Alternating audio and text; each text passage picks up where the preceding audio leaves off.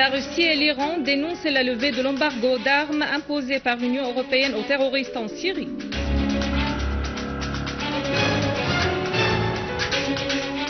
Moscou déclare que les missiles S-300 sont un facteur de stabilité contre toute intervention militaire en Syrie.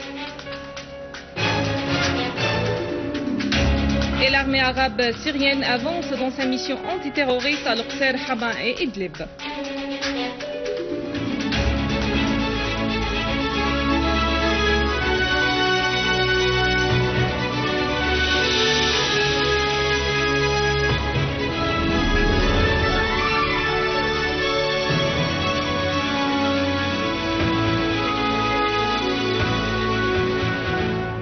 Mesdames et messieurs, bon après-midi et merci d'être avec nous.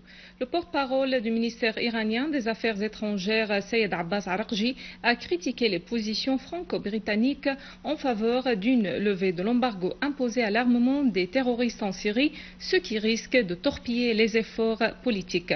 Araqji a souligné au cours d'une conférence de presse que la conférence de Téhéran pour la Syrie se tiendra demain sous le thème « Le règlement politique, constante politique des pays de la région ».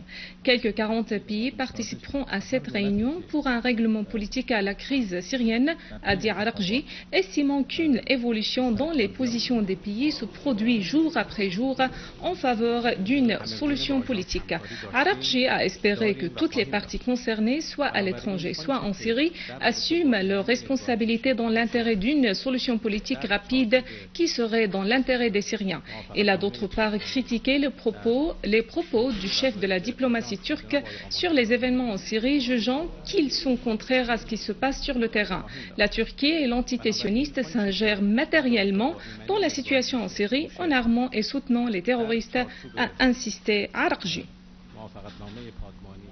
La Russie a exprimé aujourd'hui sa déception du fait que l'Union européenne n'ait pas prorogé l'embargo imposé sur les armes à l'opposition en Syrie. Le vice-ministre russe des Affaires étrangères, Sergei Rybakov, a affirmé que cette décision contredit les accords internationaux concernant le commerce d'armes. La décision de lever l'embargo sur les armes fournies à l'opposition syrienne est en contradiction stratégique avec la politique étrangère de l'Union européenne, a insisté Rybakov. Il a précisé que cet échec porte atteinte aux chances du succès de la conférence internationale de Genève 2 sur la crise en Syrie. Rybakov a ajouté que la vraie entrave à Genève 2 et le désordre qui règne dans les rangs de la soi-disant opposition syrienne qui n'est pas au niveau d'une représentation digne de ce nom à Genève. La Russie et la Chine envisagent de mener des exercices antiterroristes dans la région de l'Oural en Russie au mois d'août prochain. Le porte-parole du commandement de l'armée russe, le colonel Roch Shopkin, a déclaré que des unités des forces russes et de l'armée de libération du peuple chinois, regroupant environ 600 éléments, participeront conjointement à des exercices internationaux de lutte contre le terrorisme. Pékin et Moscou œuvrent pour renforcer leur coopération militaire pour faire face à des menaces communes. Une délégation de parachutistes chinois est en visite actuellement en Russie pour un entraînement sur le nouveau type d'armes de fabrication russe et pour des exercices communs avec l'aviation de ce pays. Sur un autre plan, le ministère russe de la Défense a annoncé le déploiement de 4 systèmes de défense anti-aérienne de type S-300 au sud du pays. Le ministère de la Défense a affirmé que ces systèmes de défense aérienne avaient été transportés à bord des avions militaires à un champ de tir où ils seront utilisés dans différentes missions. Parmi ces missions figure la défense de l'espace aérien russe au cas des attaques aux missiles et aux chasseurs bombardiers de l'ennemi. Le ministère russe de la Défense a précisé que ces missions seront exécutées dans des circonstances renforcées de guerre électronique.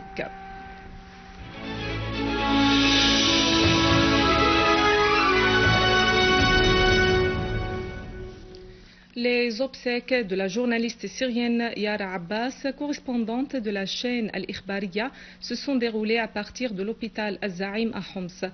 La cérémonie officielle a connu une participation populaire, puis le convoi s'est dirigé à sa ville natale, Mosyaf, au gouvernorat de Hama. Le départ regretté de Yara Abbas nous rappelle tous les journalistes tués en assumant leur devoir au service de la vérité et tous les soldats qui ont lutté pour le droit du peuple syrien face au terrorisme et à la sédition. La Syrie restera le cœur ouvert à tous ces citoyens qui défendent son honneur.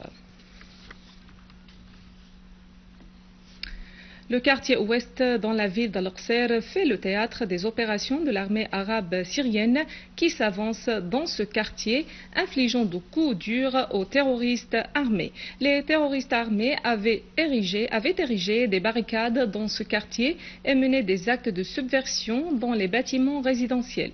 Ils avaient également piégé les maisons dont certaines ont été utilisées comme cache des terroristes où des snipers ont été positionnés.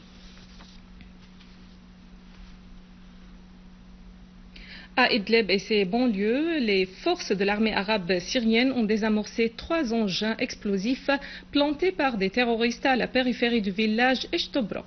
Dans ce même contexte, un terroriste a été tué dans l'explosion d'un engin explosif au moment où il le mettait sur la route Jourin-Eshtobroq dans la campagne de Jisr Chour. D'ailleurs, des terroristes du front Al-Nusra ont été tués et d'autres blessés dans des opérations de l'armée arabe syrienne dans au moins 10 villages de la banlieue d'Idlib. Les armes en possession des terroristes ont été détruites, dont une lance-missile et une voiture dotée de mitrailleuses lourdes. Dans la banlieue de Hama, des forces armées ont liquidé des terroristes de front Al-Nusra à Kafr al-Nabouda. 6 terroristes ont été également arrêtés à Asqail-Biyeh et une lance-missile a été détruite en plus d'autres armes. Au Liban, 3 soldats libanais sont tombés en martyrs par balles des hommes armés à Al-Arsal. Des sources libanaises ont affirmé que des hommes armés ont tiré sur un checkpoint de l'armée libanaise à Al-Arsal, faisant 3 martyrs parmi les soldats libanais. À noter que les éléments des groupes terroristes armés se sont retranchés à Al-Arsal et aux frontières syro-libanaises, d'où ils planifient leurs actes criminels contre les 2 pays. Voici un rappel des principaux titres. La Russie et l'Iran dénoncent la levée de l'embargo d'armes imposé par l'Union européenne aux terroristes en Syrie. Moscou déclare que les missiles S-300 sont un facteur de stabilité contre toute intervention militaire en Syrie.